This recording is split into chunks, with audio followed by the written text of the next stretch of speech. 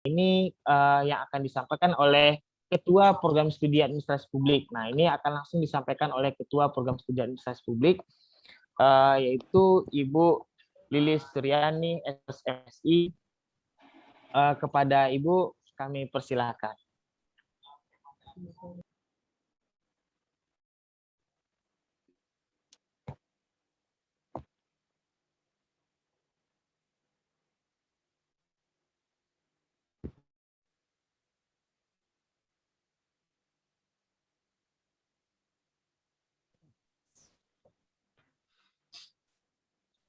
Bismillahirrahmanirrahim. Assalamualaikum warahmatullahi wabarakatuh. Waalaikumsalam warahmatullahi wabarakatuh. Tolong kameranya di-on kan ya, dinyalakan kameranya, videonya dinyalakan.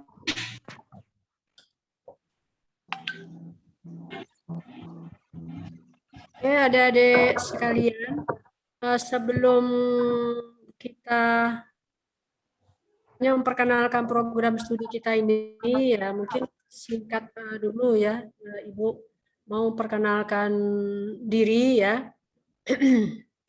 Ibu ulangi ya. Assalamualaikum warahmatullahi wabarakatuh. Waalaikumsalam warahmatullahi wabarakatuh. Waalaikumsalam warahmatullahi wabarakatuh.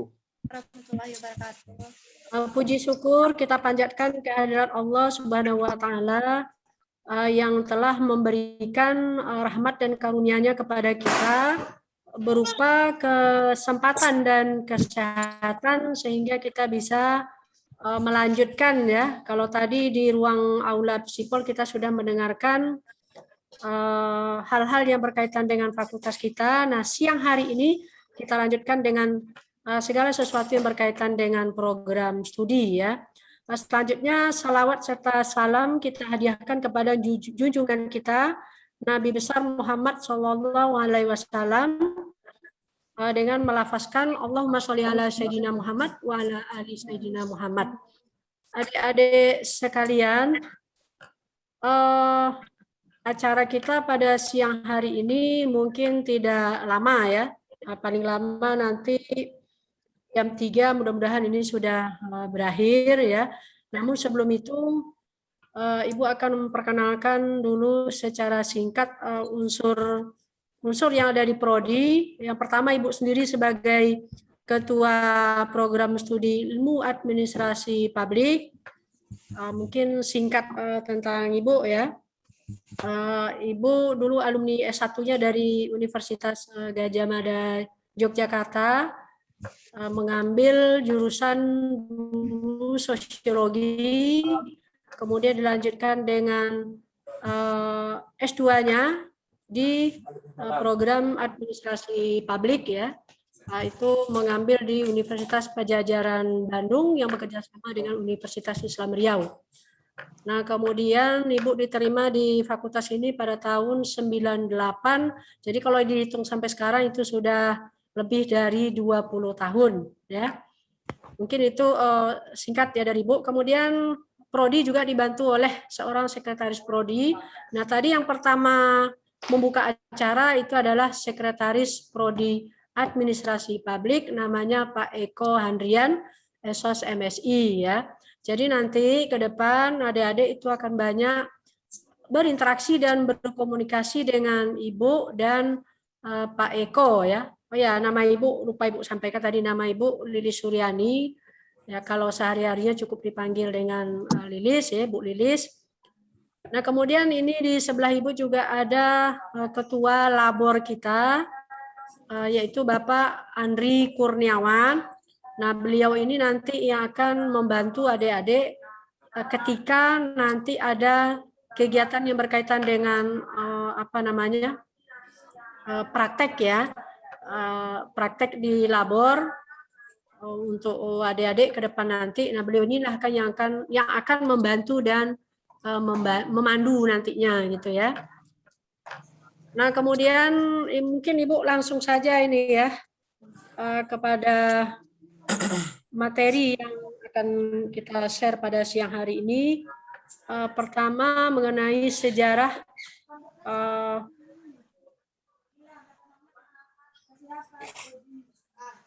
sejarah dari program studi kita administrasi publik ya. Ini didirikan atau usul pembukaannya berdasarkan surat rektor nomor 379 garis miring B strip UIR garis miring 7 strip 1982. Jadi prodi kita ini berdiri dari sejak tahun 1982, yaitu bersamaan dengan dibukanya program studi ilmu pemerintahan. Nah, kemudian dilanjutkan lagi dengan SK Yayasan, ya nomor sekian-sekian itu tertera di situ ya. Kemudian ini juga menambahkan ada pembukaan Fakultas FKIP dan Fisipol ya, itu untuk 2 prodi tadi itu. Kemudian dilanjutkan dengan SK Mendikbud nomor 085 garis miring 0 garis miring 1984.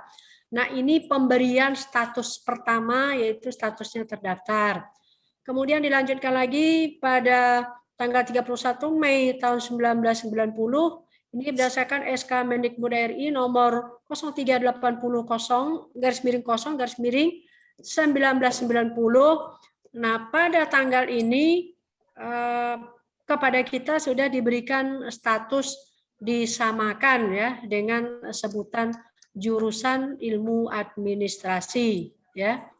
Kemudian 16 Oktober 1992 berdasarkan SK Dirjen Dikti Dikbud RI nomor 442 garis miring Dikti garis miring Kep garis miring 1992. Nah, ini pemberian status diakui kepada jurusan.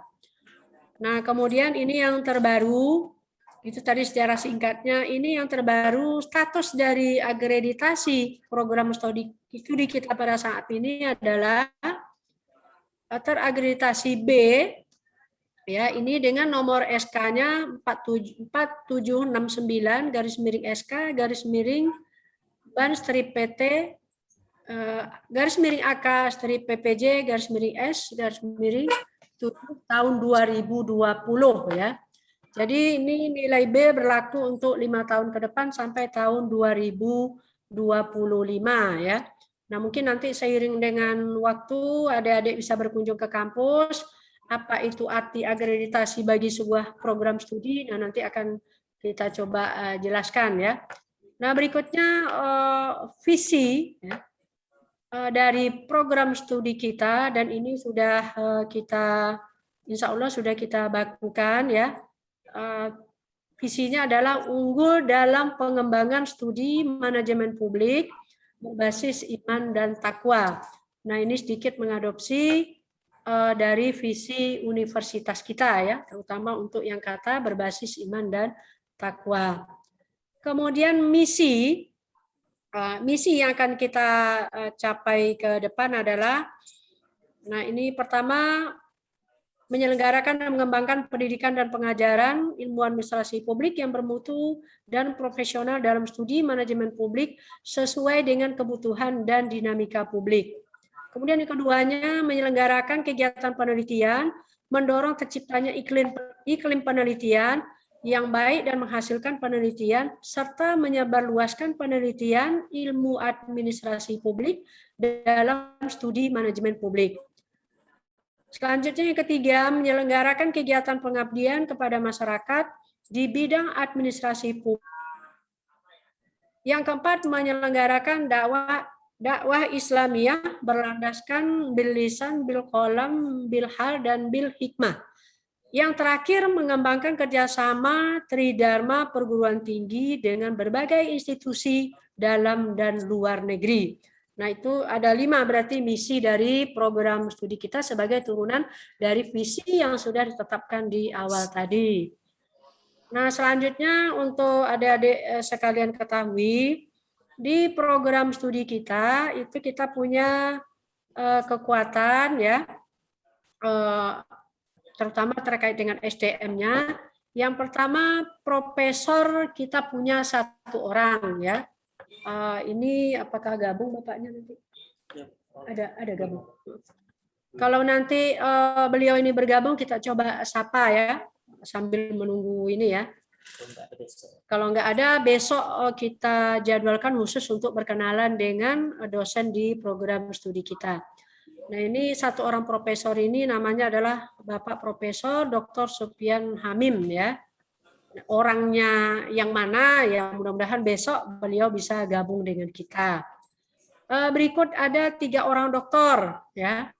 Nah, 3 orang. Nah, ini fotonya ada ini ya.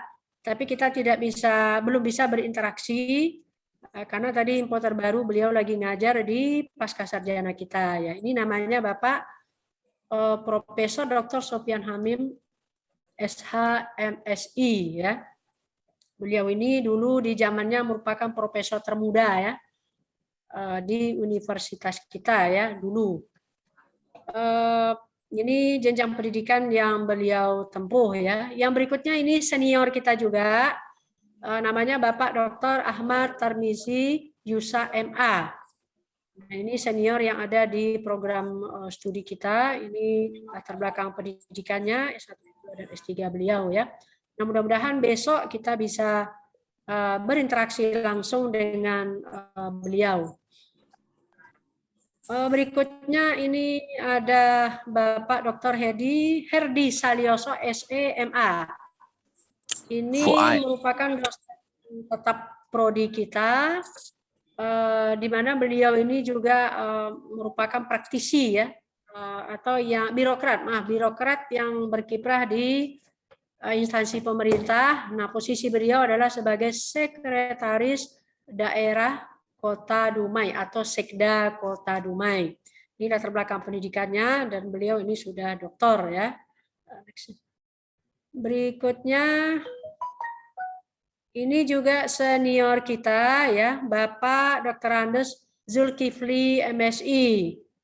Nah, ini juga orang tua kita di sini ya, nanti juga akan kita upayakan untuk bisa berinteraksi langsung dengan beliau.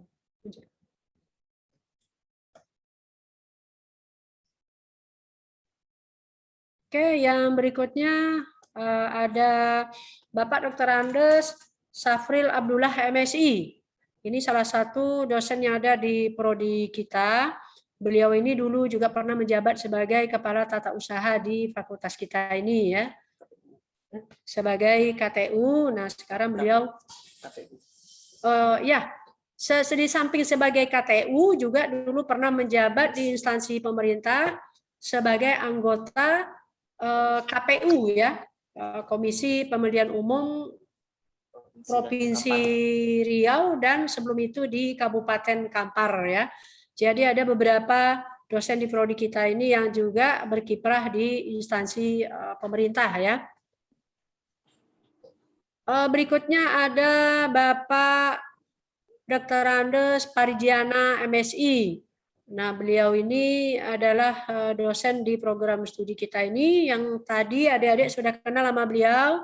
Beliau adalah wakil dekan 2 bidang keuangan ya di fakultas kita ini. Jadi nanti adik-adik kalau ada bukan keluhan ya, mungkin ada bisa jadi yang merupakan keluhan berkaitan dengan masalah keuangan yang mungkin bisa nanti berinteraksi dengan beliau ini ya.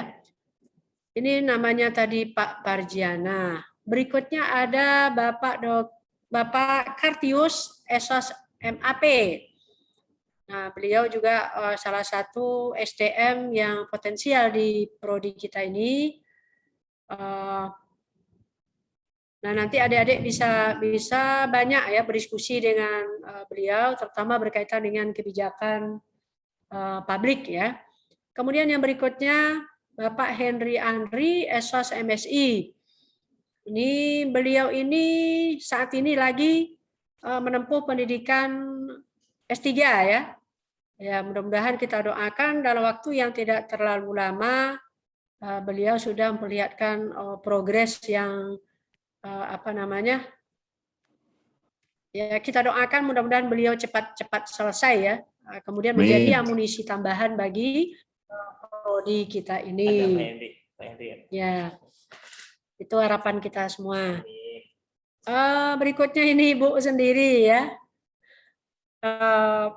Nah, mudah-mudahan ya dengan bersama-sama kita nanti ya kita akan membuat bagaimana program studi kita ini bisa menjadi lebih maju ya. Tentu dengan kerjasama semuanya. Berikutnya ada Bapak Herman SOS MSI. Ini juga salah satu dosen kita yang juga lagi menempuh 3 ya. Jadi sama doa kita juga untuk beliau, mudah-mudahan secepatnya beliau bisa menuntaskan S3-nya dan menjadi kekuatan tambahan bagi prodi kita dalam rangka membangun prodi yang bermutu ke depannya. Nah, ini adalah Ibu Dr. Dia Merina Suri, SOS MSI. Ini adalah dosen di prodi kita yang kebetulan baru saja menyelesaikan program S3-nya. Jadi beliau ini baru mendapatkan gelar doktor dari Universitas Muhammadiyah Yogyakarta. Jadi satu persatu dari beberapa dosen kita yang lagi studi S3 itu sudah kembali bergabung dengan prodi kita kembali. Nah, yang berikutnya adalah Bapak Andri Kurniawan, BPM MSI. Nah, beliau ini adalah di samping sebagai dosen di prodi kita juga menjabat sebagai Ketua Laboratorium Administrasi Publik. Nah, nanti ada sesi khusus untuk beliau ini untuk menyampaikan beberapa hal, terutama yang berkaitan dengan program kerja dari Labor Administrasi Publik ya. Berikutnya ada Ibu Emma Fitri Lubis, SOS MSI.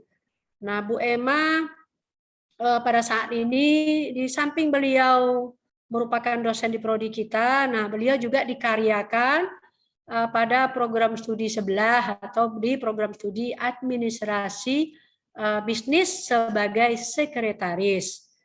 Jadi alhamdulillah karena mungkin jumlah kita di administrasi publik ini cukup banyak, kemudian juga potensial, jadi bisa dimanfaatkan oleh beberapa prodi yang memang masih satu nafas dengan prodi kita ya. Nah, itu tadi. Nah, kemudian ini ada Bu Nurma Sari SOS MSI. Nah, beliau ini juga dosen yang potensial ya. Beliau ini ya walaupun merupakan alumni kita di sini ya, tapi beliau mampu membuktikan bahwa ya beliau mampu gitu ya. Ya mudah-mudahan kita harapkan ke depan ini juga menjadi generasi penerus untuk membesarkan prodi kita ke depan.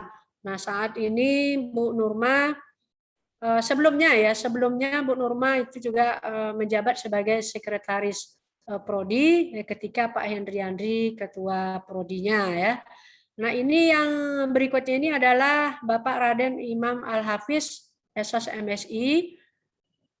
Beliau ini merupakan dosen tetap di prodi kita dan sekarang lagi melanjutkan studi S3 di Undip ya atau di Universitas di Ponegoro Semarang yang merupakan suami dari Bu Nurmasari SOS MSI. Nah, jadi mudah-mudahan nanti setelah Pak Api selesai, mudah-mudahan Bu Nurma nyusul. Itu doa kita semua ya. Jadi kita doakan juga mudah-mudahan tadi ada Pak Herman, ada Pak Henry, ada Pak Hafiz ya. Secepatnya bisa menuntaskan S3-nya, kemudian kembali memperkuat prodi kita. Amin. Berikutnya ini tadi ada ini Pak Eko ya, Pak Eko Andrian yang tadi Ibu sebutkan. Nah, beliau ini saat ini menjabat sebagai Sekretaris Program Studi Administrasi Publik ya. Yang berikutnya ini ada Bu Made Devi Wedayanti ya. Ini merupakan alumni kita juga ya yang potensial. Kemudian saat ini Bu Made lagi melanjutkan. Ya. Sekarang ini Bu Made lagi melanjutkan studi S3-nya di Universitas Muhammadiyah Yogyakarta ya. Mudah-mudahan dalam waktu yang tidak terlalu lama ini bisa menyusul. Tadi ada Bu Diah ya, Bu Diah yang sudah duluan selesai dari universitas yang sama. Nah, Bu Made ini Di samping beliau lagi sekolah, ini juga merupakan dosen kita yang potensial, beliau juga dipercaya oleh universitas untuk mengemban tugas sebagai sekretaris di pusat karir, ya. Ya, kecil-kecil cabai rawit ya, orangnya lincah, gigih ya. Dan itu dibuktikan dengan apa namanya? Beliau cepat ya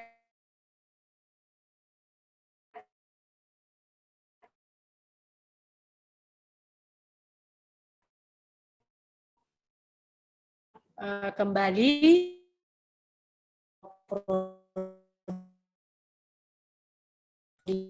Halo. kita.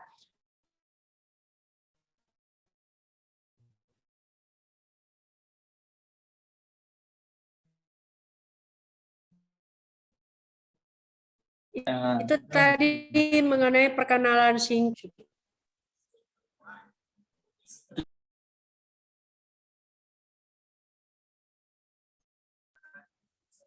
Bu, putus, Bu. Putus, Bu. Bu, jaringannya hilang, Bu. Bu. Tadi ya.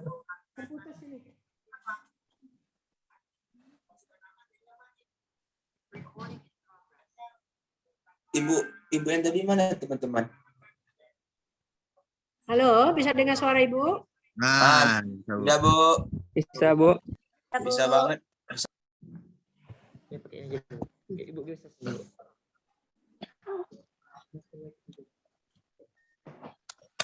Halo, bisa dengar suara Ibu? Bisa, Bu. Bisa, Bu. Oke, Bu, lanjutkan ya. Nah, tadi yang disampaikan tadi itu adalah sumber daya yang ada di prodi kita ya. Dosen yang ada di prodi kita yang akan memberikan perkuliahan ya kepada adik-adik nantinya setelah selesai PKKMB ini ya. Nah, mudah-mudahan besok ada sesi khusus untuk adik-adik bisa berinteraksi langsung dengan dosen-dosen kita tadi ya. Karena besok Ibu harapkan dosen-dosen kita bisa bergabung, kemudian yang mungkin sedikit memberikan sepatah dua patah kata untuk adik-adik, kemudian bisa juga nanti ya intinya bisa berinteraksi langsung untuk acara besok siang ya.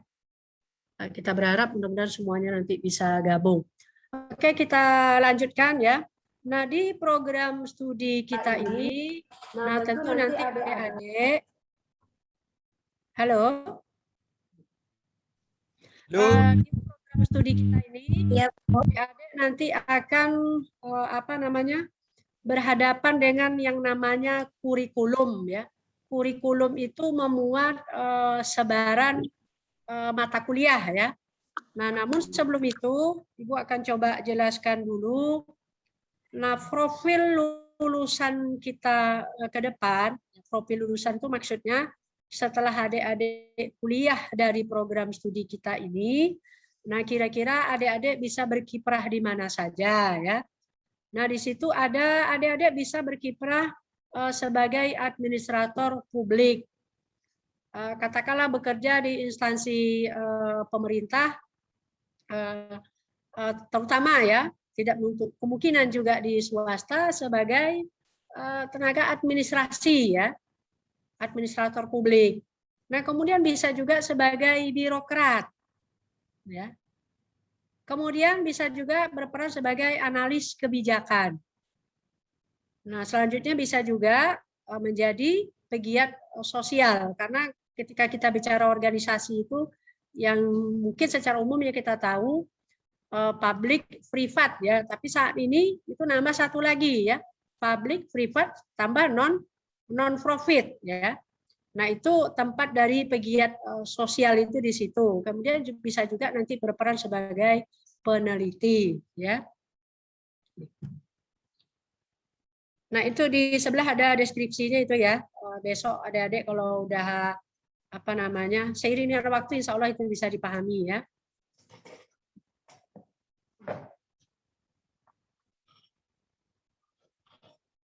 Nah, kemudian apa namanya, kurikulum yang dibuat di program studi kita, yaitu tadi ada berangkat dari profil, kemudian nanti ada kaitannya dengan sebaran mata kuliah itu, ya.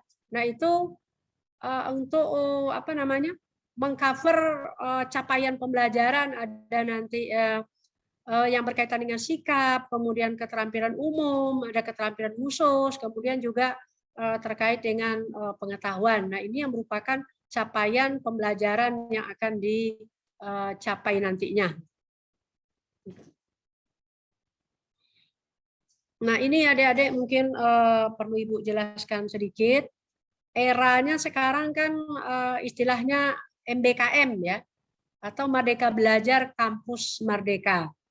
Nah, ini adalah program yang dicanangkan oleh Menteri kita ya, Pak Nadiem Makarim, di mana pada era beliau ini itu di universitas apa namanya, mahasiswa itu diperbolehkan untuk apakah nanti kuliah di universitas lain atau di universitas lain itu maksudnya bisa di universitas yang berada di luar ya, di luar Sumatera terutama.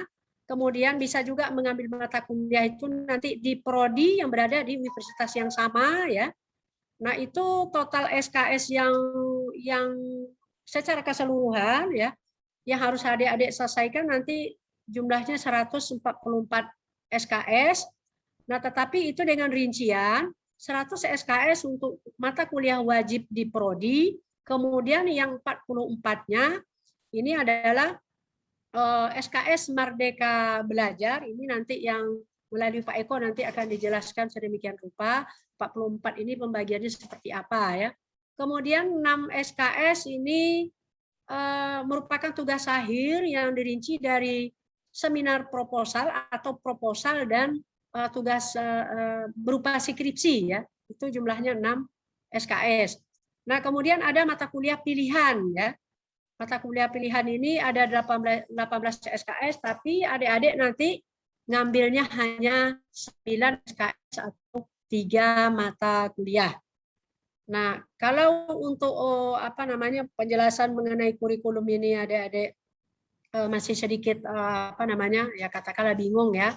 Nah, sesi besok ini Pak Eko akan jelaskan sedetail mungkin supaya adik-adik jika bergabung tidak bingung lagi ya. Nah, Ibu ini hanya menjelaskan sekilas saja.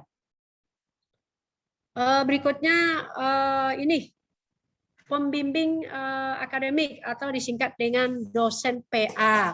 Nah, nanti adik-adik yang mungkin dalam waktu yang tidak terlalu lama itu masing-masing akan dibagi apa namanya, yang namanya dosen PA itu tadi.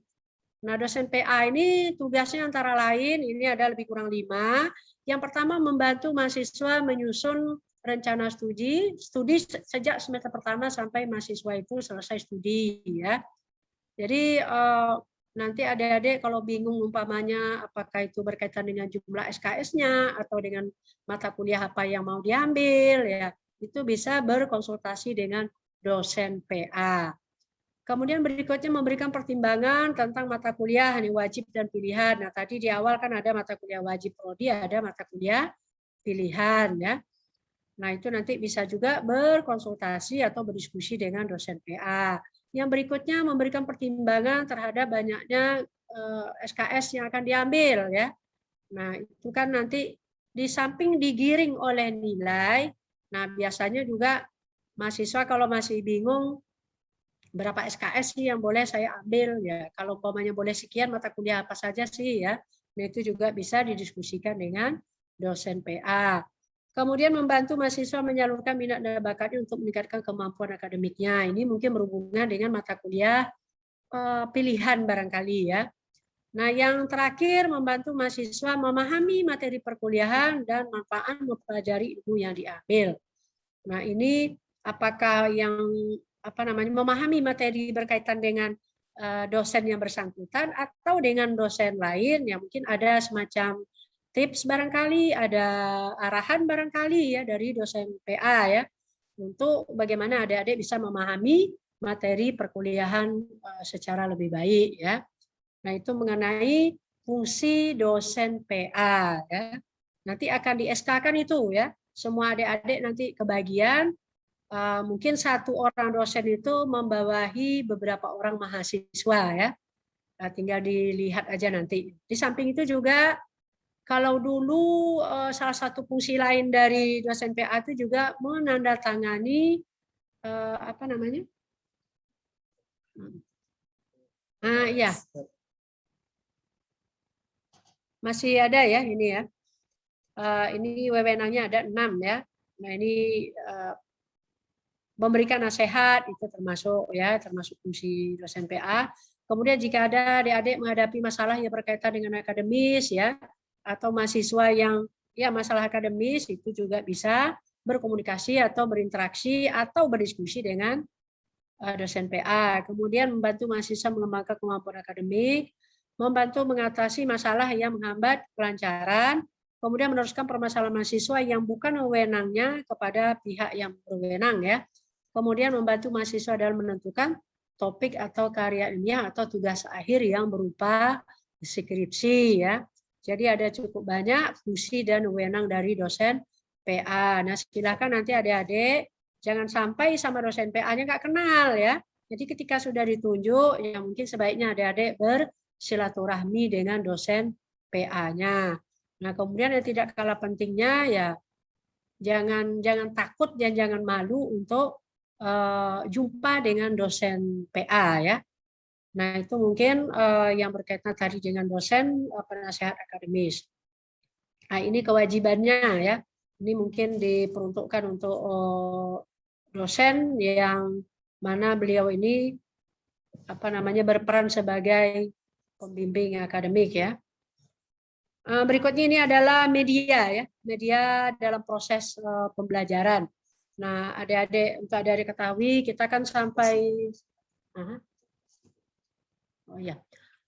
masih ada satu lagi tapi nanti akan kita sampaikan di siang hari besok ya, yaitu aplikasi cerdas itu yang dibuat oleh kampus kita UIR ya. Nah, untuk proses pembelajaran ini mungkin adik-adik sama ya sama kita di sini sebenarnya sudah sangat menginginkan bagaimana proses perkuliahan ini bisa dilakukan secara offline ya alias tatap muka. Hanya saja situasi dan kondisi belum memungkinkan untuk kita melakukan kuliah secara tatap muka karena status COVID untuk Riau khususnya Pekanbaru itu sampai hari ini masih level 2 ya Pak Arif ya. Masih level 2 ya.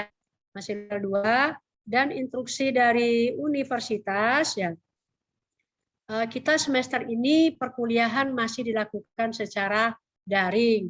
Nah, kita sama-sama berdoa, sama-sama berharap ya mudah-mudahan levelnya segera turun ya, syukur-syukur tidak level 1 lagi ya, syukur-syukur kalau zonanya sudah zona hijau ya mudah-mudahan kita bisa melakukan kuliah secara offline ya. Tapi untuk semester ini nah kita perkuliahannya masih secara daring ya atau secara online. Jadi nanti silakan adik-adik sekalian ya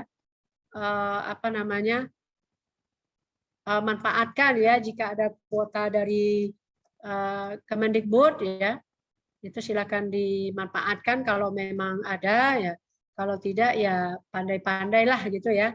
Nah, kemudian satu hal yang tidak kalah pentingnya lagi, ya walaupun mungkin sesi besok itu lebih panjang ya, mungkin sekilas saja. Ini berkaitan dengan peralihan status ya. Adik-adik kan sekarang tidak lagi statusnya sebagai siswa. Ada kata maha di awalnya ya. Nah, artinya adik-adik di satu sisi sudah harus berubah ya. Berubah dalam banyak hal. Ya mungkin dalam sikap, dalam bersikap, dalam berperilaku ya. Termasuk juga bagaimana harus berinteraksi, bagaimana harus berkomunikasi ya. Nah, dari sekarang itu sudah harus angsur-angsur dirubah. Jadi tidak lagi seperti anak-anak SMA ya, karena sudah ya beranjak ke inilah ya bagaimana status sebagai seorang mahasiswa ya. Segala sesuatunya udah harus lebih baik, lebih teratur gitu ya, tidak selengean lagi ya. Nah, mungkin itu sebagai apa ya, sebagai apa sih, bukan saran ya, harapan lah ya, harapan untuk supaya ke depan adik-adik itu dalam proses perkuliahan ya bisa lancar, bisa baik ya, sehingga target waktu ya, mungkin adik-adik sudah punya target waktu itu harus selesai berapa tahun ya. Ya, kalau bisa ambil target yang paling rendah 3,5 tahun selesai. Tapi itu tadi tentu dengan membenahi bagaimana belajar yang baik, bagaimana bersikap yang baik, bagaimana berperilaku yang baik dalam proses untuk sampai ke sana ya, untuk menuntaskan studi di program studi kita ini nanti. Hasil akhirnya tentu menjadi seorang sarjana yang berkualitas dan bisa dimanfaatkan oleh masyarakat ya. Nah, mungkin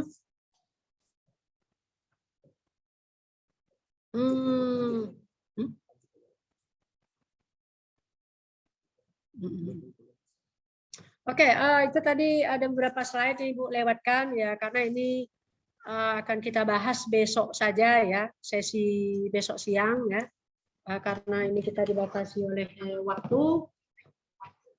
Nah, mungkin untuk sesi Ibu ya, sekedar penyampaian singkat terkait dengan prodi kita. Ibu cukupkan sekian.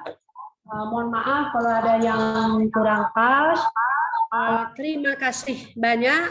Ibu ucapkan kepada adik-adik sekalian, juga kepada dosen kita yang sempat bergabung pada siang menjelang sore hari ini ya.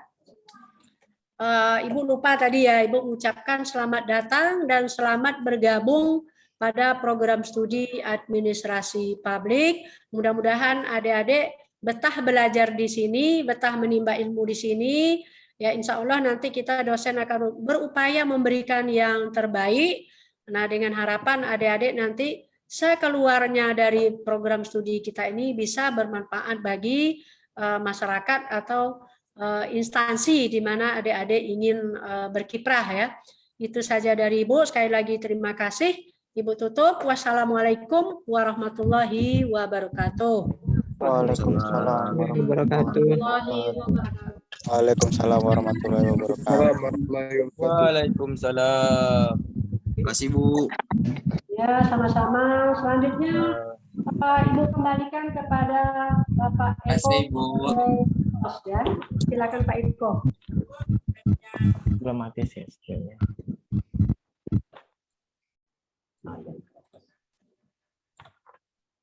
Belum mati share screen-nya ya. Oh, ini dah. Oke, terima kasih kepada Ibu Lilis Suryani SMSI yang sudah memberikan beberapa gambaran ya tentang program studi kita. Tadi yang pertama Bu Lilis sudah menyampaikan berkaitan dengan sumber daya manusia. Nah, khususnya itu dosen yang ada di program studi administrasi publik. Dan kalau kita lihat memang program studi administrasi publik insya Allah ini memiliki sumber daya yang cukup mumpuni ya, dengan salah seorang profesor, kemudian terdapat 3 orang doktor dan selebihnya itu ada magister. Namun tidak terlepas juga dari pengalaman yang ada pada dosen prodi kita yang banyak dipercaya untuk mengisi beberapa posisi di UIR, bahkan juga ada yang mengisi posisi jabatan di luar UIR ya, seperti tadi bisa kita lihat ada yang saat ini menduduki posisi sebagai sekretaris daerah Kota Dumai, kemudian ada Pak Sapril yang sudah pernah menduduki sebagai ketua KPU, kemudian Pak Tarmizi juga yang sudah malang melintang ya di pemerintah daerah di dalam lembaga adat Melayu, kemudian juga dipercaya kalau nggak salah saya itu juga staf di DPRD provinsi ya, kalau nggak salah juga itu ya. Jadi insya Allah jadi adik-adik semua jangan ragu untuk untuk banyak-banyak menimba ilmu dan belajar nantinya dengan dosen-dosen kita, bertanya dan mendekatkan diri, menambah ilmu terus, karena banyak pengalaman asam garam yang bisa adik-adik pelajari dari dosen-dosen kita ini. Kemudian nanti juga ada berkaitan juga dengan kurikulum. Nah, untuk kurikulum sendiri di tahun 2021 ini seperti yang Ibu Lilis sampaikan tadi berdasarkan peraturan menteri. Nah, kurikulum yang diterapkan pada adik-adik semua ini merupakan kurikulum baru yang dikenal dengan program Merdeka Belajar Kampus Merdeka. Tadi sudah disampaikan Bu Lilis rincian umumnya.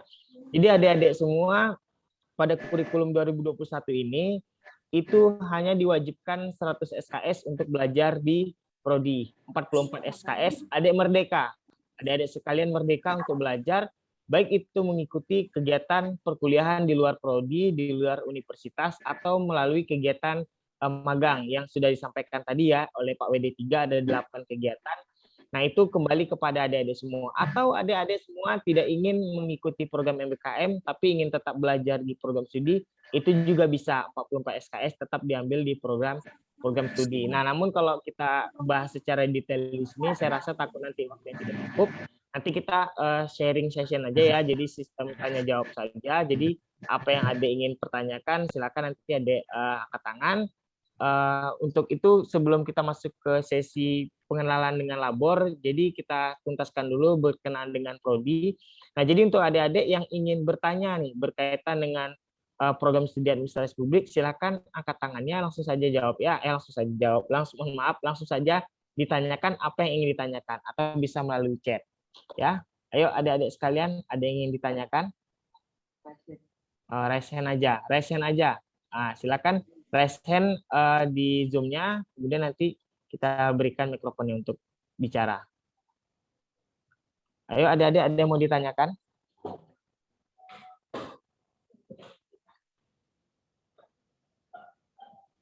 Ada? Barangkali berkaitan dengan kegiatan mahasiswa atau lain sebagainya, berkaitan dengan pembelajaran, atau ada pertanyaan seputar tentang mata kuliah, atau bagaimana sistem perkuliahan. Ada yang ingin ditanyakan? Ayo, silakan raise hand aja. Ada? Pak. Ya, silakan. Saya mau bertanya, Pak, kalau misalnya 44 SKS itu kita ambil di jurusan bahasa Inggris, Pak, bisa, Pak? 44 SKS diambil jurusan bahasa Inggris. Mau langsung dijawab, Bu? Oke, 44 SKS itu sebenarnya boleh, tetapi idealnya itu memang itu kembali kepada prodi. Jika bahasa Inggrisnya itu nanti kalau total full kamu ambil di bahasa Inggris, itu kemungkinan tidak bisa. Kenapa? Itu hanya bisa diambil beberapa saja, itu sebagai penunjang daripada keilmuan Anda di program studi administrasi publik. Tetapi kalau diambil 44 SKS di luar prodi itu yang masih berkenaan dengan kompetensi atau yang masih ada sangkut pautnya atau keterkaitan dengan prodi administrasi publik, itu baru boleh. Tapi bukan berarti kamu tidak boleh ke bahasa Inggris. Boleh, tetapi dibatasi ya, Misalnya nih, kan sudah belajar nih di semester 2 nanti bahasa Inggris. Ternyata kamu mau ngambil satu mata kuliah lagi bahasa Inggris di prodi bahasa Inggris. Boleh, tetapi tidak boleh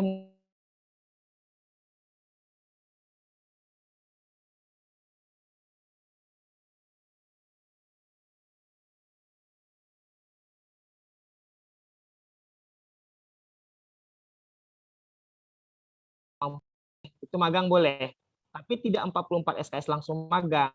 Ada hitungan SKS-nya lagi, kalau nggak salah itu hanya diberikan sebesar 12 SKS kalau untuk magang. Nanti dapat nilainya begitu. Jadi nanti adik-adik bisa pilih mau ambil magang atau mengajar di kampus di sekolah-sekolah, atau mau belajar di prodi lain, atau mau belajar di kampus. Nah, itu bisa adik pilih nanti di semester 5, 6, dan 7. Begitu. Nah, seperti yang dikatakan Pak WD3 tadi juga, itu juga tidak menutup peluang kalian untuk mencari pundi-pundi yang dibilang Pak WD3 tadi. Apalagi nih sekarang program dari kementerian itu ada banyak. Kalau adik-adik sekalian mengikuti program MBKM yang dari kementerian, itu biasanya bebas biaya, bahkan dikasih uang saku untuk biaya kehidupan sehari-hari, begitu. Ya, siapa tadi yang bertanya, namanya siapa? Vigo, Pak. Oh, Vigo, ya Vigo. Ada yang mau ditanyakan lagi, Vigo? Itu bolehnya nanti di semester 5, 6, 7 kalau yang dari prodi ya, Vigo ya. Tapi kalau Vigo misalnya sudah di semester 3, kalau kementerian ada buka program pertukaran, itu Vigo bisa ikut langsung. Contoh nih ada adiknya kakak tingkatnya sekarang semester 3, kementerian buka program itu MBKM, dia ikut. Alhamdulillah dia lolos, sekarang dia belajar di kampus UPI Pulau Jawa. Nah, sama yang Vigo bilang tadi, ada satu, dia ingin mengembangkan minat bakatnya. Diambil satu mata kuliah yang berkaitan dengan kebudayaan. Nah, jadi kita izinkan tidak 100% tapi ya Vigo ya, yang berkaitan dengan minat bakat itu hanya sekian persen dari jumlah SKS yang diambil. Begitu Vigo. Ada lagi Vigo? Yuk, adik-adik yang lain ada yang mau ditanyakan lagi? Saya Pak ingin bertanya Pak. Silakan Lutfi. Muhammad Azmi Lutfi Pak. Iya, Lutfi. Apa perbedaannya Pak administrasi negara dengan administrasi publik Pak? Kan sedangkan administrasi publik ini Pak program terbaru Pak. Perbedaannya itu apa Pak? Ya, Ibu mau jawab? Kalau dulu kita kan memang dulu nama program studi kita itu administrasi negara. Nah, administrasi negara sekarang itu sudah bergeser menjadi administrasi publik. Ini sebenarnya pertama perbedaan dari nomenklatur ini dari seiringan perkembangan ilmu pengetahuan. Memang kalau beberapa pakar ini masih terjadi perdebatan ya, perbedaan antara administrasi negara dan publik. Kenapa digeser menjadi publik? Agar ini sebenarnya keluasan ilmu itu tadi. Jadi artinya kalau dia menggunakan bahasa publik, para pakar itu mengatakan cakupan administrasi itu lebih luas, jadi mengurusi sampai kepada kebutuhan masyarakat, tidak lagi sebatas berbicara tentang negara, penyelenggara negara, tetapi sudah lebih luas sampai kepada berhubungan dengan publik, hal yang banyak, halayak banyak, begitu Lutfi. Makanya jadi hari ini banyak kampus yang nomenklaturnya itu di awal administrasi negara berubah menjadi administrasi publik. Bahkan juga di dunia sudah tidak lagi menggunakan administrasi negara. Makanya sudah bergeser keilmuan itu menjadi administrasi publik. Begitu, Lutfi. Oh iya. Iya, Ya, dulu Pak, administrasi berarti, Pak, negara. Administrasi publik sama administrasi negara itu Pak lebih luas lowongan pekerjaan di administrasi publik ya? Iya. Itulah beda yang tadi. Karena administrasi publik itu dia sudah mencangkup ke ranah organisasi nirlaba non profit.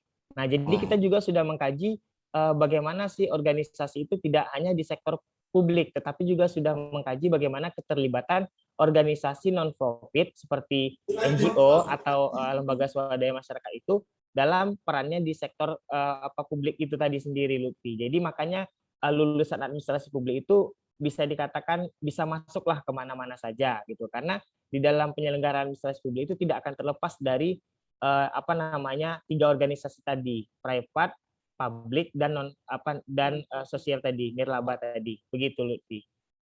Nah, makanya di profil lulusan tadi ada salah satunya pegiat sosial kan. Nah, jadi itulah tujuannya kenapa juga bisa menjadi administrasi publik itu lebih luas begitu Lutfi. Yuk, ada lagi yang lain? Terima kasih ya Pak. Iya, sama-sama. Ya, silakan Jimmy. Nah, ini Jimmy ini paling aktif nih kalau di grup nih. Pak, saya kan mau nanya nih. Ya. Kalau administrasi publik tuh, misalnya nih, kalau data tamat tuh, lowongan kerja itu kayak apa gitu ya Pak ya? Apa? Ke apa namanya? Ke pemerintahan. Kantor-kantor gitu nggak? Ya. Iya Pak. Itu aja. Jadi kalau administrasi publik itu lowongannya bisa sebenarnya nih ya Lutfi, kalau mengacu kepada profil lulusan tadi, yang pertama kan ada administrator publik, ya kan? Ya. Ada administrator publik. Jadi artinya Anda itu nanti akan dipersiapkan bagaimana setelah lulus itu bisa menjadi administrator. Administrator itu kerjanya itu. Jadi kalaupun nanti Anda bekerjanya tidak pada sektor dinas-dinas pemerintahan, itu Anda bisa juga masuk ke sektor private ataupun nirlaba tadi. Kenapa? Karena Anda sudah dibekali kemampuan bagaimana mengadministrasi organisasi gitu, menjalankan sebuah organisasi, memanajemen begitu Jimmy. Jadi jangan khawatir, ilmu yang adik-adik peroleh dari administrasi publik tadi insya Allah bisa diterapkan di organisasi manapun begitu. Iya, jadi nanti bagaimana memanajemen, bagaimana mengatur sumber daya, bagaimana melakukan pengawasan, khususnya lagi administrasi perkantoran dan lain sebagainya, itu insya Allah akan adik-adik peroleh ilmunya ketika belajar di program studi administrasi publik. Jadi tidak terlepas hanya di sektor pemerintahan saja, Jimmy. Jadi sudah merambah ke ranah-ranah organisasi lainnya. Ya Pak, kasih ya Pak. Oke, Jimmy. Nanti kalau untuk mengenai detail ilmunya nanti bisa nanti adik-adik pertanyakan lagi lebih jelas pada mata kuliah di semester 1 ini tuh nanti akan ada belajar di pengantar ilmu administrasi publik. Nah, nanti silakan adik-adik gali semuanya. Jadi mata kuliah untuk yang mata kuliah khusus prodi, wajib prodi itu memang di semester 1 ini hanya satu, yaitu pengantar ilmu administrasi publik. Nah, nanti silakan. Saya harapkan juga nanti keaktifannya di kelas ya, adik-adik semua ya. Oke, ada lagi yang mau ditanyakan?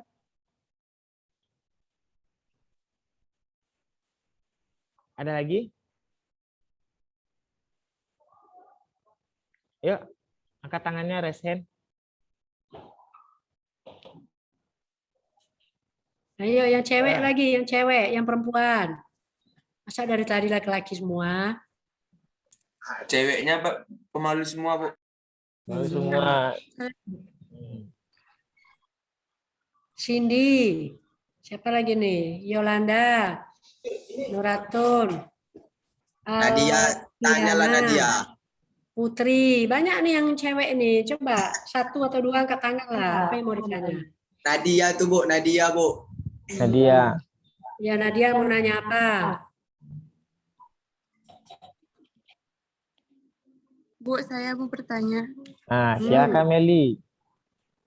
Apa keunggulan administrasi publik dengan administrasi ilmu negara, Pak? Pemerintahan maksudnya. Ilmu pemerintahan. Keunggulan administrasi negara atau administrasi publik dengan administrasi pemerintahan, ilmu pemerintahan. Itu, Bu. Maksudnya prodi ilmu pemerintahan. Prodi yang lain gitu, Bu. Prodi yang lain. Oke, tadi di awal Ibu sudah sampaikan ya bahwa setelah adik-adik kuliah dari program studi kita ini ada lebih kurang 5, kalau bahasa kasarnya mungkin 5 lapangan pekerjaan yang bisa dimasuki ya. Tadi ada sebagai administrator publik, lalu ada sebagai birokrat, lalu ada sebagai pegiat sosial, lalu ada lagi sebagai peneliti, satu lagi analis kebijakan. Analis kebijakan ya. Nah, kalau yang Ibu pahami selama ini, ilmu kita administrasi publik ini itu lebih luas. Ya, lebih luas karena dia bisa juga masuk ke instansi swasta atau ke organisasi privat. Nah, termasuk tadi yang organisasi non-profit. Jadi kalau Ibu katakan lebih luas ya, ilmu administrasi publik ini dibandingkan dengan ilmu pemerintahan. Tapi ya, kedua ilmu ini sebenarnya saling melengkapi. Ya. Saling melengkapi karena ilmu pemerintahan ya tetap nanti belajar tentang organisasi ya. Organisasi, manajemen, administrasi itu tetap harus belajar. Nah, sementara untuk administrasi publik sendiri ya, karena salah satu basis ini adalah instansi pemerintah, ya otomatis juga harus mengadopsi pengetahuan yang berkaitan dengan ilmu pemerintahan itu sendiri gitu. Nah, nanti di sebaran mata kuliah di susunan kurikulum kita ada beberapa mata kuliah yang memang bersinggungan dengan ilmu pemerintahan atau mata kuliah yang berbau pemerintahan. Jadi kalau ditanya keunggulan ya, aku hanya bisa mengatakan ilmu kita lebih luas, tetapi keduanya harus saling melengkapi antara ilmu administrasi publik dengan ilmu pemerintahan. Jadi orang belajar ke kita juga belajar ke ilmu pemerintahan ya. Nanti bisa dilihat di dalam sebaran mata kuliahnya. Nah, bahkan nanti ada juga mungkin dosen dari ilmu pemerintahan yang kita minta ilmunya ya untuk bisa menggali lebih jauh, terutama nanti mata kuliah yang sifatnya spesifik ya. Jadi itu Hanya dari sisi lebih luas tetapi saling melengkapi. Itu siap ya, Meli ya? Oke, Bu. Makasih. Oke, sama-sama. Yang lain?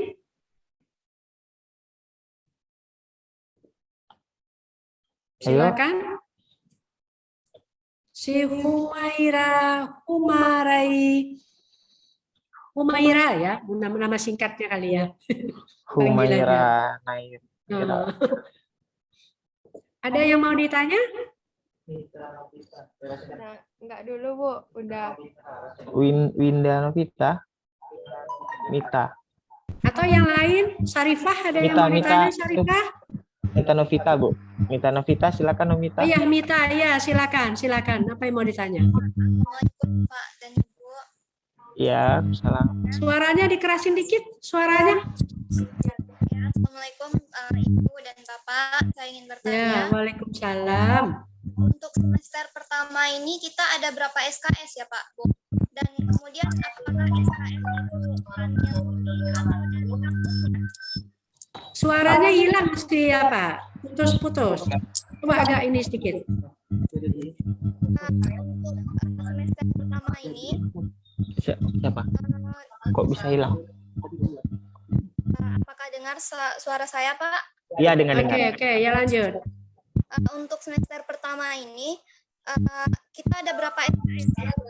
SKS yang kita pilih atau udah ditentukan oleh pihak kampusnya?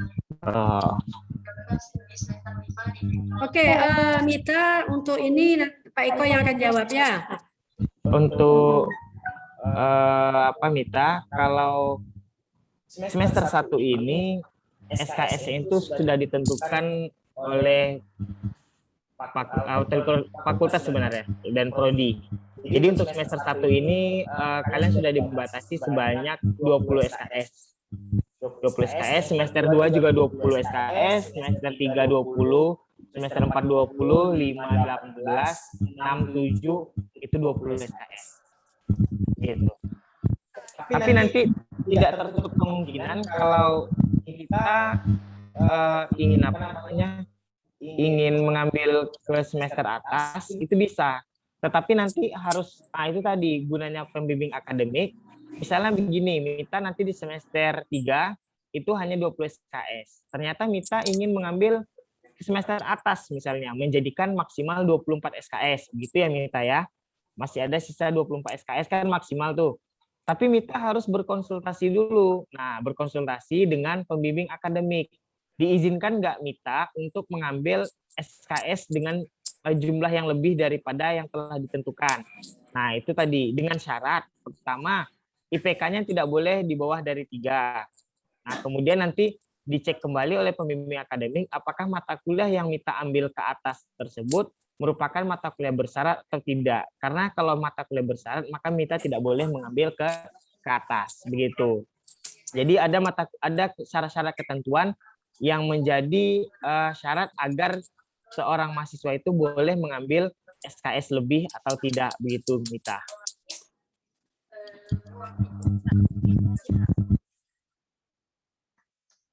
Ya Mita, ada lagi yang mau ditanyakan Mita? Untuk apanya Pak? Kalau seandainya kita mau dengar suara saya Pak? Ya dengar Mita. Kalau seandainya apakah Mita mau tamatnya 3,5 tahun itu tergantung ambil SKS-nya atau gimana ya Pak? Oh oke. Kalau Mita mengikuti perkuliahan itu normal saja tanpa ada mengambil semester atas, tanpa ada mengambil SKS lebih, itu bisa selesai di 3,5 tahun atau 3 tahun 8 bulan sebenarnya ya paling cepat. Itu dengan syarat pada saat SKS Mita sudah 120, Mita harus sudah mengajukan judul penelitian atau skripsi. Itu saja sebenarnya Mita. Jadi tanpa Mita harus mengambil SKS lebih, itu sebenarnya Mita bisa lulus dengan cepat. Tapi dengan catatan pertama, tidak ada mengulang, tidak ada mata kuliah yang tidak lulus. Yang kedua, Mita sudah mengajukan judul pada saat selesai 120 SKS. Nah, kemudian yang kuncinya lagi yang terakhir itu adalah cepat menyelesaikan bimbingan skripsinya. Karena semakin lambat menyelesaikan bimbingan tentu menjadi semakin terhambat. Gitu Mita.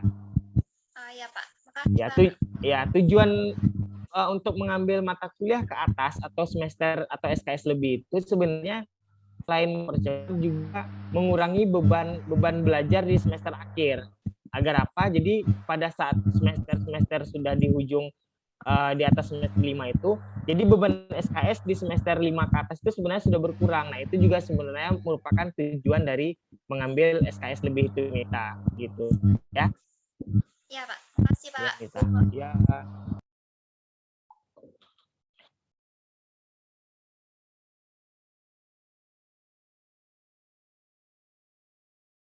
Yuk, ada lagi yang mau ditanyakan adik-adik? Pak.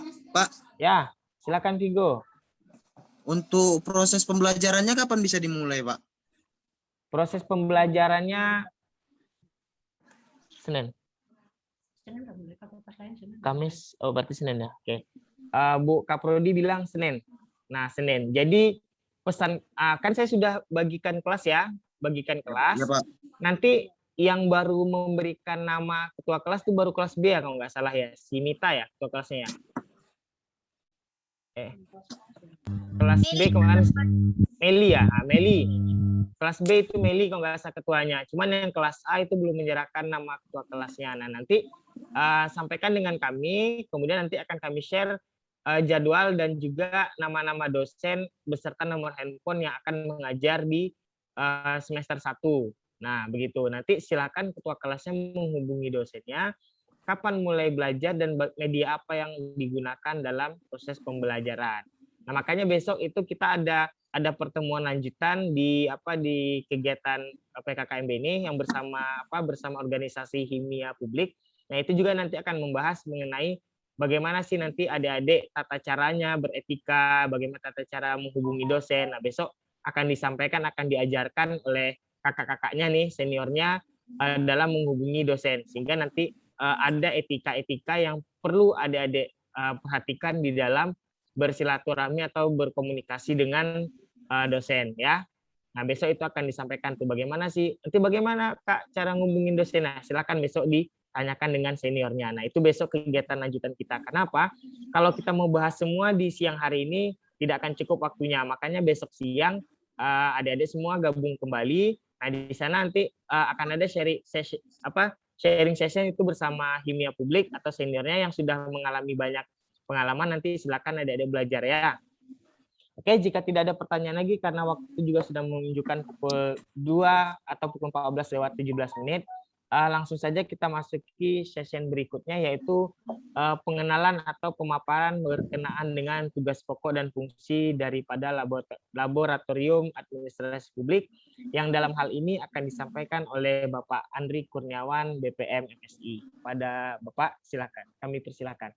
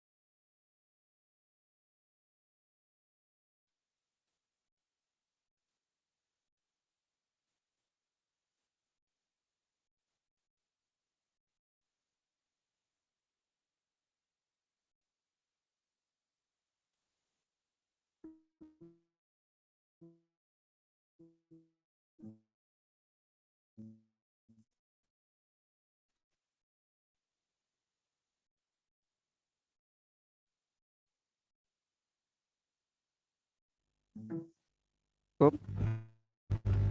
Ya. Halo. Itu.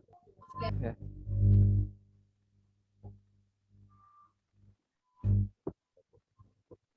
Assalamualaikum warahmatullahi wabarakatuh.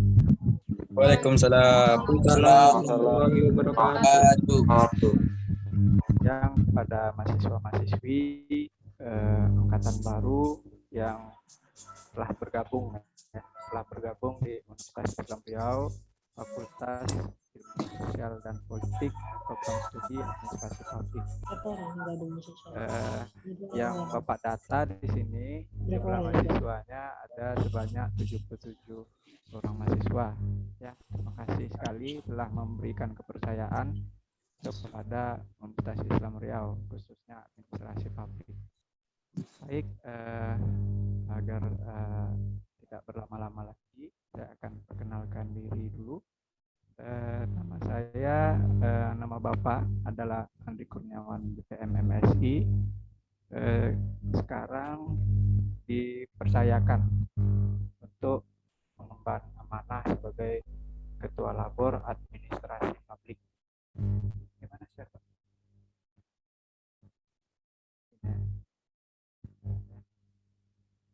Amanah sebagai Ketua Laboratorium Administrasi Publik. Jadi sebagai informasi saja, ya, sebagai informasi saja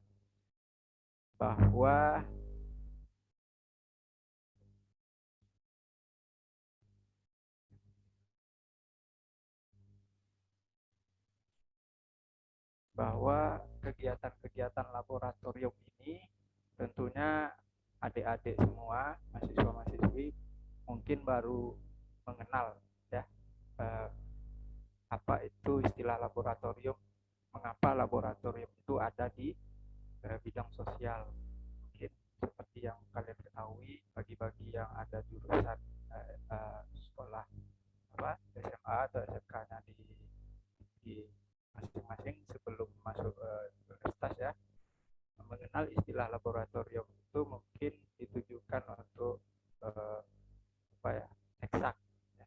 Tapi di administrasi khususnya ilmu sosial, laboratorium ini bukan melihat sampel seperti itu, tapi laboratorium yang ada di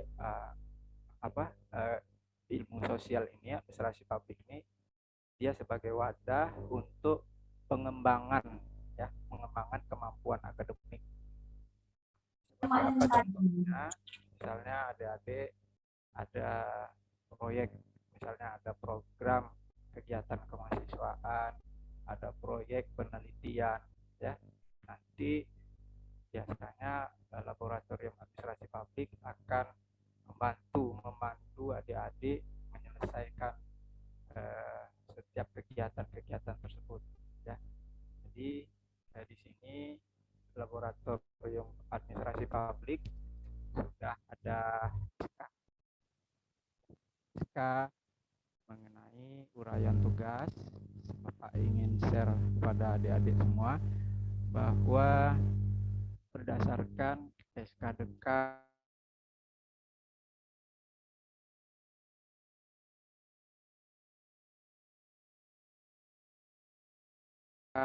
Sipol Universitas 141 garis miring UIS terusnya tentang tupoksi laboratorium, di mana di tupoksi laboratorium ini menguraikan mengenai fasilitas praktikum mahasiswa, program studi.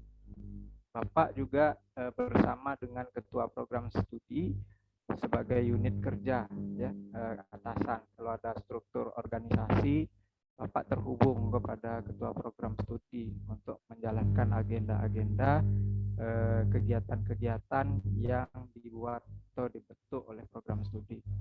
Jadi misalnya adik-adik sudah mengikuti di semester biasa semester berapa Pak? 4 semester 4 ke 5 praktikum ya.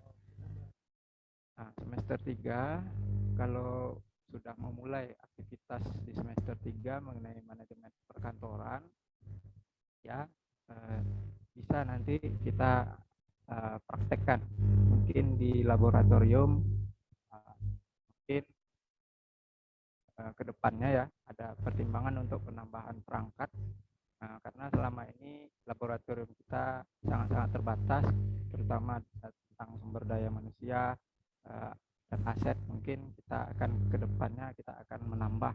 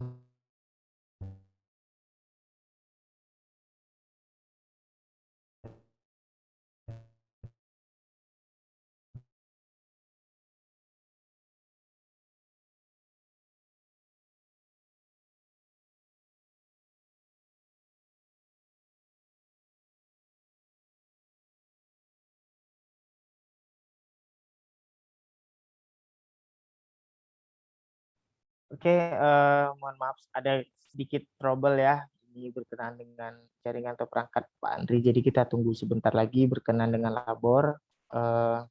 Jadi sudah sampai pada tahap penjelasan berkenaan dengan salah satu labor sebagai media. Nanti adik-adik semua melakukan praktikum berkaitan dengan mata kuliah yang ada di program studi administrasi publik.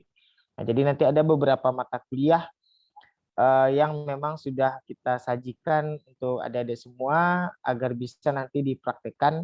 Itu kita mengacu kepada aturannya kurang lebih 20% daripada konversi jam bobot di kurikulum itu adalah mata kuliah praktikum. Nanti bisa kalian berhubungan dengan Pak Andri. Nah ini karena Pak Andri sudah bergabung kembali, kita minta Pak Andri untuk melanjutkan. Saya bisa Pak? Bapak belum selaku ketua. Jadi adik-adik kita sambung kembali mengenai masalah praktikum semester 3. Di semester 3 itu ada mata kuliah, ada beberapa item yang terdata kegiatan praktikum. Melakukan kegiatan praktikum bisa nanti bertanya kepada laboratorium tentang aktivitas perangkat kita, mungkin antara waktu cukuplah untuk memberikan pengetahuan kepada adik-adik atau share knowledge mengenai uraian daripada mata kuliah praktikum tersebut. Kemudian melaksanakan pengabdian kepada masyarakat. Jadi ini mungkin untuk adik-adik kalau terlibat di dalam kelompok nanti kalian akan yang membedakan SMA ya. Kalau di sini kita mandiri, kita lebih kreatif, mana kita nanti akan terhimpun di dalam kelompok kegiatan. Kalian boleh bergabung di dalam kelompok kegiatan dan di dalam eksekutif mahasiswa nanti karena banyak program-program kegiatan. Tujuannya untuk pengembangan diri ya, untuk pengembangan diri bentuk atau mencetak kesinambungan semua. Jadi silahkan beraktivitas dalam melaksanakan pengabdian kepada masyarakat. Sebelum beraktivitas itu alangkah lebih baik presentasi kepada laboratorium apa yang akan dilakukan, karena untuk sementara waktu laboratorium sudah ada roadmap, sudah ada vision. Jadi mengacu kepada scientific vision apapun. Apa scientific vision itu adalah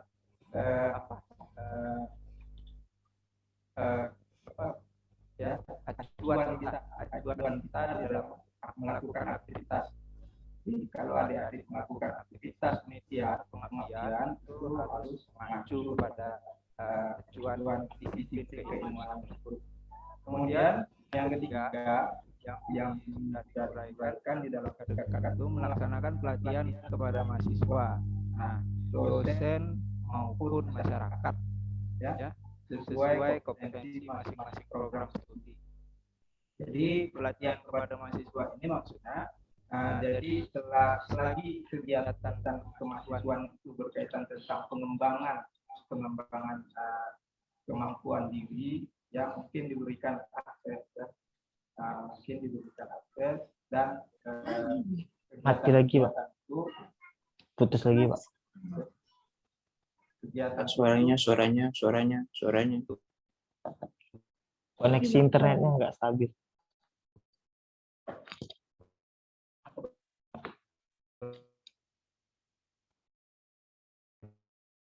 berkaitan tentang Ya, pengembangan jaringannya nggak kuat. diberikan akses ya. Nah, mungkin diberikan akses. Coba lagi Pak, nggak bisa. Nggak ada suara Pak, macet ya. Oke, sepertinya ada trouble lagi ya, berkenaan dengan perangkat masih dengan jaringan. Di adik-adik tunggu sebentar dulu ya. Itu kalau untuk laboratorium kita itu udah ada ruangannya itu di bawah. Nanti kalau adik-adik sudah main ke kampus, tapi insya Allah kalau udah offline ya, nanti adik-adik bisa main ke kampus. Itu ada ruangannya itu di belakang Visipol, itu memang ada khusus ruangan seluruh laboratorium yang ada di prodi di Fakultas Ilmu Sosial dan Politik. Nah, di sudut fakultas itu ada semua labor, mulai dari labor administrasi publik, administrasi bisnis, labor pemerintahan, dan labor HI ya. Misalnya HI belum ada, labor apa satu lagi Bu? Kriminologi. Nah, kriminologi itu semua menjadi satu lokasi, tetapi ruangannya sudah berbeda-beda. Nah, itu nanti tempat adik-adik semua melakukan praktikum atau memanfaatkan segala bentuk fasilitas yang ada di laboratorium. Jadi nanti silakan langsung berkunjung dan langsung berkomunikasi dengan Pak Andri Kurniawan, memanfaatkan fasilitas yang ada di labor untuk menunjang sistem perkuliahan ataupun untuk menunjang adik-adik semua dalam proses pembelajaran dalam menimba ilmu. Oke, Pak Andri sudah bergabung kembali. Baik, Bapak teruskan. Belum ada suaranya, Pak. Oke, silakan Pak, lanjut Pak.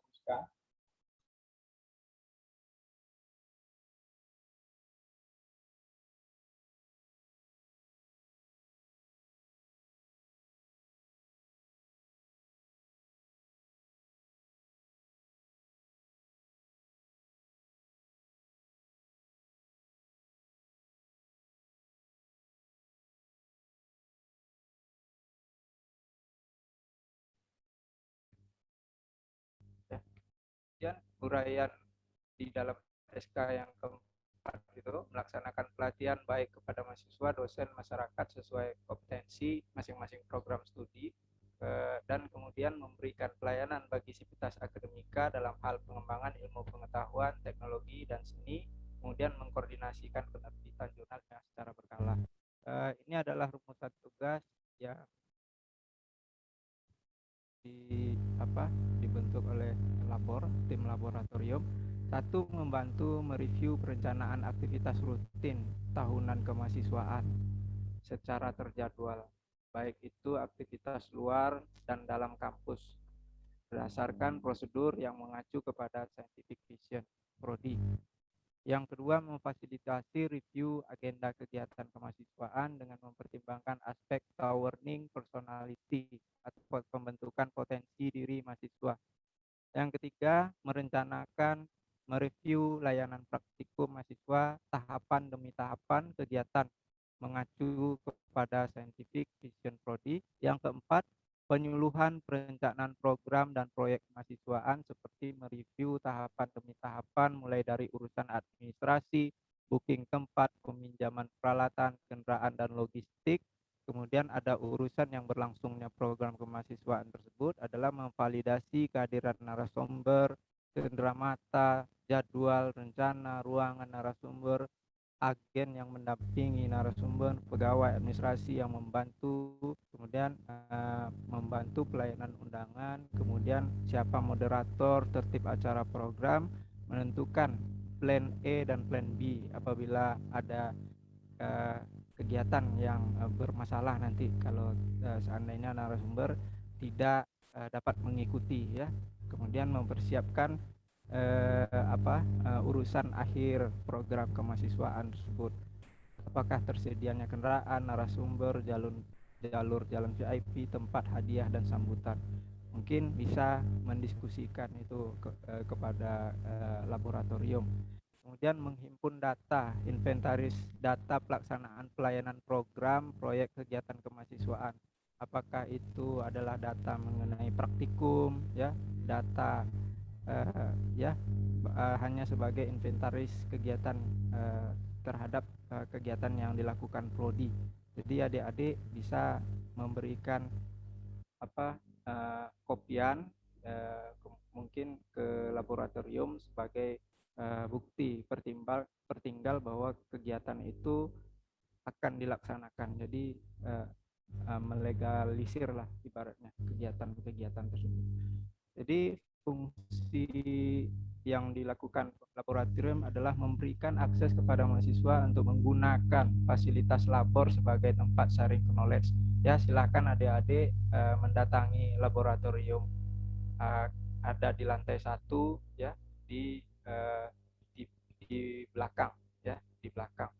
Di sana ada ruangan dan ada meja untuk adik-adik sekalian aktif ya, untuk melakukan kegiatan brainstorming ya, rapat untuk kegiatan latihan semuanya ada di situ. Di dalam labor ada PC, kemudian di dalam labor juga ada buku-buku bacaan. Silakan adik-adik nanti datang ke laboratorium. Kemudian ada pelayanan statistik, ruang baca mahasiswa dan tempat latihan menyalurkan bakat minat sesuai dengan visi keilmuan program studi mengacu kepada pedoman laboratorium yang berlaku. Yang kedua, menerima sharing informasi berkaitan tentang kegiatan-kegiatan kampus ya, pendidikan, pengajaran ataupun penelitian kepada laboratorium. Silahkan nanti datang ke ruang labor. Kemudian ketiga, pengumpulan dan pengelolaan data bagi mahasiswa dan dosen dalam kegiatan pendidikan, penelitian dan pengabdian kepada masyarakat yang berlaku. Keempat, membuat pendaftaran peserta praktikum dan mempersiapkan keperluan praktikum. Kelima, memutuskan membuat keputusan tentang program yang akan dijadwalkan. Ya, Bapak rasa cukup untuk waktunya karena mungkin ada kegiatan lain yang akan disampaikan oleh Ketua Prodi dan Sekretaris Prodi. Terima kasih. Sebelumnya ada yang mau ditanyakan?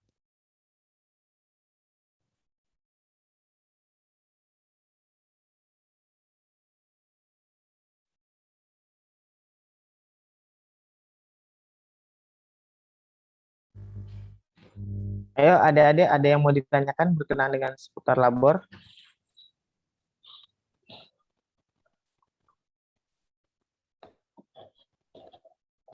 Jika tidak ada, kita sudahi kegiatan kita pada siang hari ini.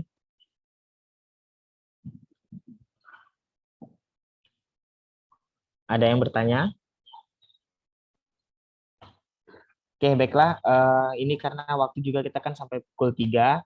Jadi tadi sudah disampaikan berkenaan dengan tugas pokok dan fungsi dan wewenang labor. Jadi nanti seiring berjalannya waktu, apabila nanti adik-adik ada yang ingin ditanyakan langsung atau mungkin sekarang tidak terlintas pertanyaan, nanti adik-adik bisa langsung sharing, kita hubungi Prodi ataupun langsung ke Pak Andri berkenaan dengan labor ya, berkenaan dengan fungsinya nanti juga. Kemudian juga kami himbau lagi kepada adik semua, karena ini waktu terbatas, kami harapkan juga besok untuk partisipasinya di dalam kegiatan kita kembali di Halo Maba. Itu kegiatan yang ditaja oleh Himpunan Mahasiswa Administrasi Publik. Nah, itu senior kalian sudah mengadakan kegiatan Halo Maba.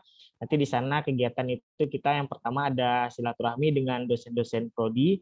Nah, nanti kita akan berinteraksi langsung. Kalau tadi kita hanya sekedar melihat foto dan profil singkatnya, insya Allah besok mudah-mudahan Bapak Ibu dosen kita ada waktunya dan tidak sibuk, insya Allah bisa bergabung dan kita akan bisa langsung berinteraksi, bersilaturahmi dengan dosen prodi kita ya. Kemudian besok juga adik-adik akan berinteraksi dengan kakak tingkatnya yang akan sharing pengalaman himpunan ya, himpunan mahasiswanya yang akan sharing pengalaman, yang akan memberikan penjelasan bagaimana sih kehidupan mahasiswa atau kehidupan etika dalam menghubungi dosen, berpakaian dan lain sebagainya. Jadi kami harapkan adik-adik semua besok ikut acaranya lengkap kembali, semuanya hadir, yang ada 77 mahasiswa ya.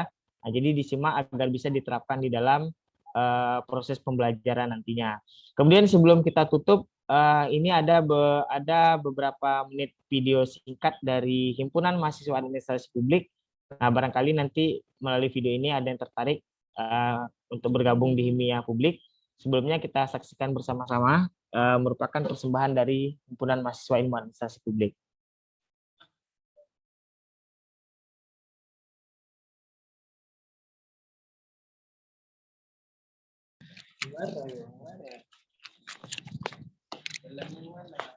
Ambil kena. Koning. Hah?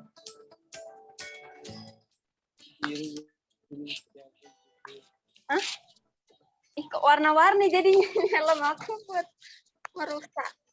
Ih, warna-warni aku sayang.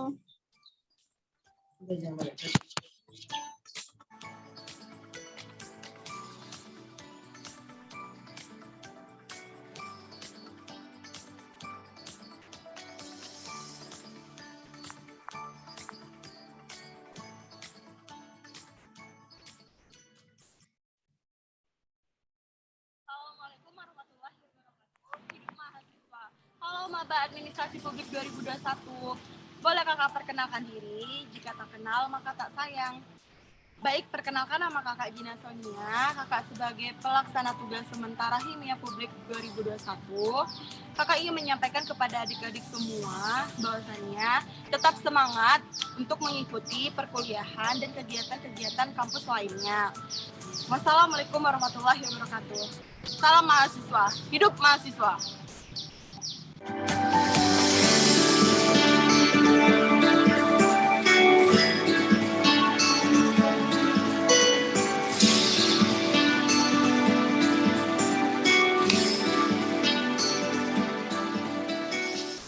Halo, Maba Administrasi Publik 2021. Selamat datang.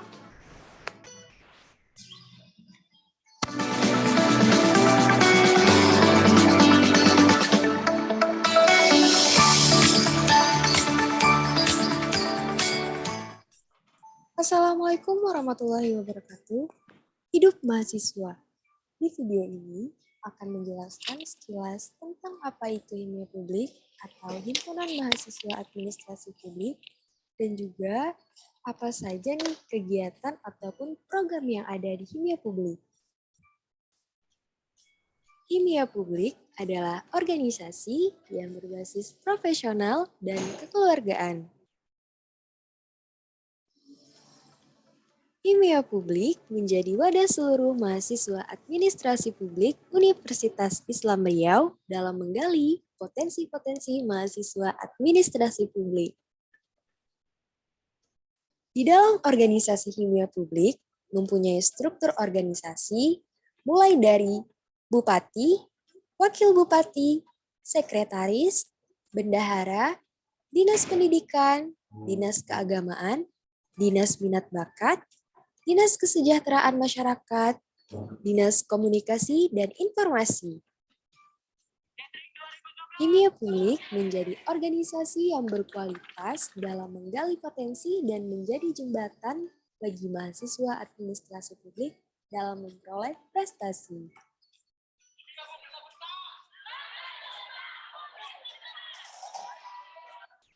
Adapun program kegiatan yang dilaksanakan organisasi Himia Publik ini antara lain: pertama, PLAP, Pendidikan Lapangan Administrasi Publik.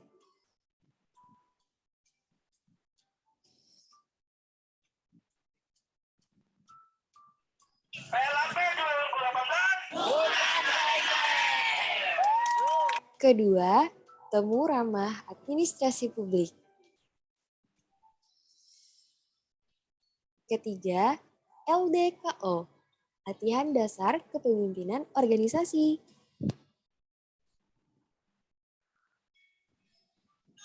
Keempat, bunga untuk ibu pada hari ibu. Kelima, 1000 koin panti asuhan. Keenam, fun futsal. Ketujuh, kimia publik peduli pendidikan. Kedelapan, SOTR, sahur on the road.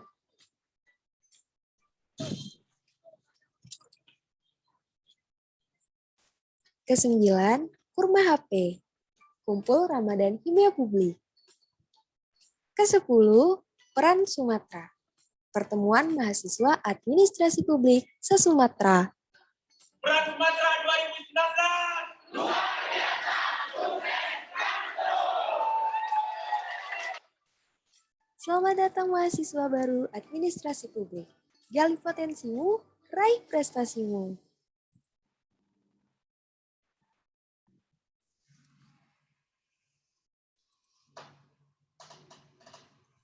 Wah, demikian video singkat dari Himpunan Mahasiswa Ilmu Administrasi Publik. Keren ya videonya ya.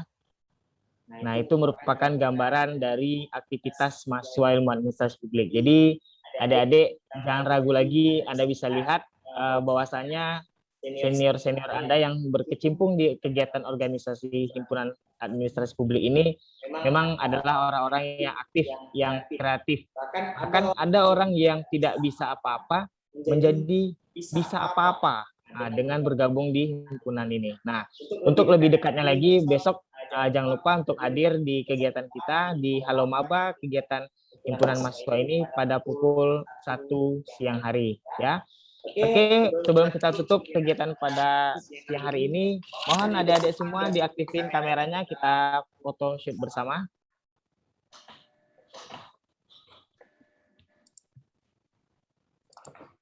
Oke. Bahasa Inggris keju apa? Bahasa Inggris keju apa? Cheese. Cheese, Pak. Ya. Udah, Pak Arif.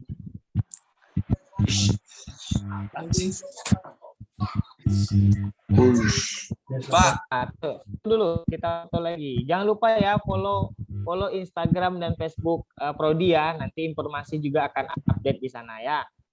Jangan lupa juga follow back ya, Pak. Iya, pokoknya silakan di follow dulu, nanti insya Allah kan kita follow back. Oke. Sebelum kita tutup, ada yang mau ditanyakan? Ada apa, Pak? Apa? Besok mulai jam berapa, Pak? Jam 1 untuk virtual background beserta link Zoom-nya sudah saya share di grup 2021. Jadi nanti silakan join. Jam 1 sudah kumpul ya. Nanti akan kita mulai langsung jam 1 itu. Oke. Dan juga jangan lupa follow Instagram Himpunan Kimia Publik ya, Kimia Publik. Nanti di sana juga ada informasi seputar kegiatan-kegiatan mahasiswa ya. Jika tidak ada lagi, kita tutup PKKMB di tingkat prodi pada siang hari ini dengan mengucapkan hamdalah.